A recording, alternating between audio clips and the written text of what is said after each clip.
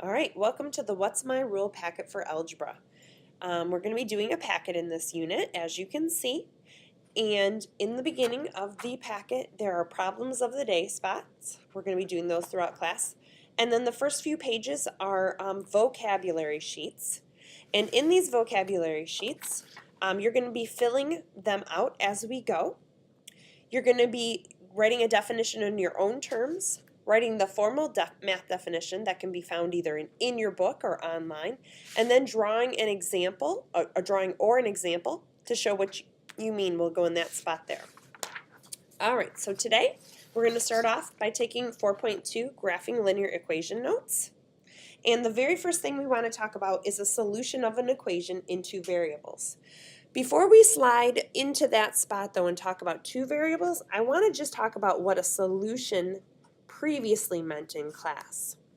So a solution previously meant to find out what x was, a lot of you would tell me. So if I had the equation x plus 3 equals negative 5, you would do your one-step work, for example, in this problem, and x would be negative 8, and that would be the solution in one variable.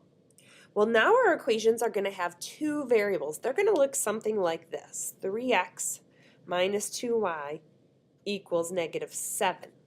So there's a number that can go in for x and a number that can go in y.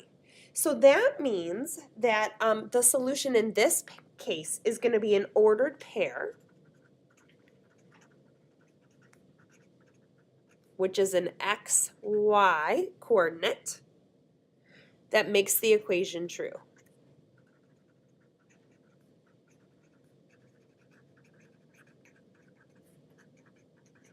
Now, since you can put in numbers for x and y, there's going to be infinitely many solutions. And you may be asked to find 1 or 2 or 5.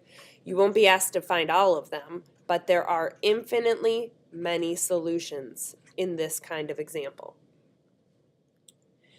Those infinitely many solutions can be graphed on a coordinate plane, and you already did your coordinate plane notes. So the graph of an equation in two variables is the set of points in a coordinate plane, the set of points in a coordinate plane that represents all of the solutions of the equation.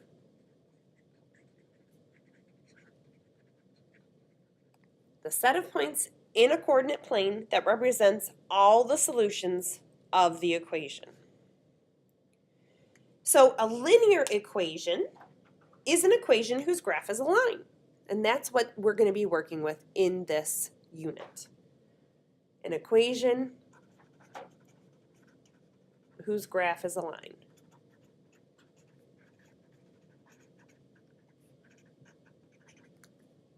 Okay.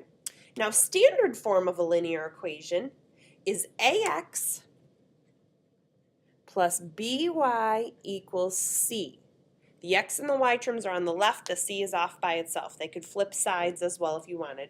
A, b, and c we represent as capital letters, and a, b, and c are real numbers, where a, b, and c are real numbers.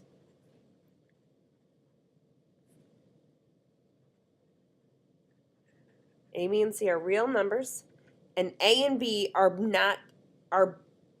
not both 0 at the same time. So A and B both are not 0. One could be 0 or the other could be 0, but they can't be 0 at the same time. Okay? So this equation up here was a linear equation in standard form. Now we're going to skip linear function for right now for a second, and we'll come back to it in a little bit. We're going to move down to where it says graph the equation x plus y equals 4. And right now this equation is in standard form. What are the a and the b?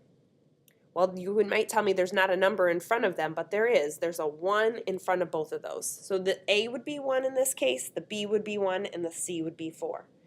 In order to graph an equation, we're going to be using the table method for this section. So graph an equation, I'm going to write with a table here, because this is the first method we're going to learn. We need it to be in slope-intercept form. So you may remember slope-intercept form is y equals mx plus b. It's where the y is by itself. And right now the y is not by itself. We did this, though, in our last unit in section 3.8 when we were solving for y in those problems. So right here, I'm going to subtract x to both sides. I can't put the 4 and the minus x together because they are not like terms. So I'm going to write minus x plus 4. In slope-intercept form, the x term comes first and the constant comes second. So that's how I wrote it there. And you may also just want to write a 1 right there. It's a negative 1 times x, or just negative x. Well, however it is for you that would help you to solve the problem.